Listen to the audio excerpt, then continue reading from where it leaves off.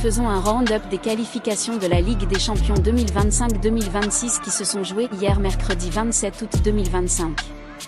Les espoirs de Fenerbahçe en Ligue des Champions se sont envolés après une défaite 1-0 contre Benfica à Lisbonne, après un match nul 0-0 à Istanbul.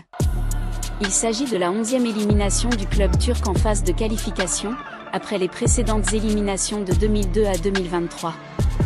Benfica, quant à lui, a assuré sa place en phase de groupe grâce au but décisif de Kerem Aktürkoğlu à la 35e minute, profitant des erreurs défensives de Fenerbahçe.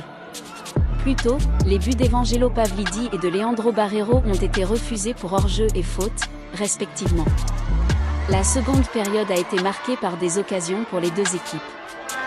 Les espoirs de retour ont été anéantis par l'expulsion d'Anderson Talisca à la 82e minute. Benfica a contrôlé le rythme et s'est qualifié, tandis que le Fenerbahçe de José Mourinho a été reversé en Ligue Europa. Club Bruges a écrasé les Rangers 6-0 lors de ses matchs retour, scellant ainsi une victoire 9-1 sur l'ensemble des deux matchs. Nicolo Tresoldi a ouvert le score en début de match, avant l'expulsion de Max Aron, des Rangers, à la 8e minute. Hans Van Aken, Joachim Seyss, 2 fois, et Alexander Stankovic ont marqué avant la mi-temps, tandis que Christophe Zoli a ajouté un 6e but après la pause. Cette défaite humiliante, qui égale la pire défaite européenne des Rangers, a suscité l'indignation des supporters et des experts. Malgré les appels à son limogeage, le sélectionneur Russell Martin reste aux commandes avant le derby de l'Old Firm. L'Écosse ne compte désormais plus aucun représentant en Ligue des Champions. Copenhague accède à la phase de finale sur le score cumulé de 3-1 après une victoire 2-0 au Parken.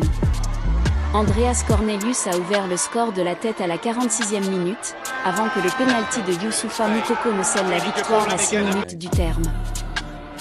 La campagne de qualification de Bâle se conclut par une qualification pour la phase de groupe de la Ligue Europa. Qarabağ a atteint la phase de groupe de la Ligue des Champions pour la deuxième fois de son histoire malgré une défaite 3-2 à domicile, s'imposant 5-4 au total.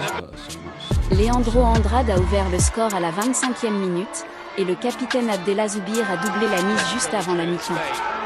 Ferran Varro a réagi par un pénalty en début de seconde période, puis a égalisé à la 82e minute grâce à un coup franc magistral d'Alex Stott. Malgré la pression des visiteurs, l'avantage de Qarabağ à l'aller s'est avéré décisif.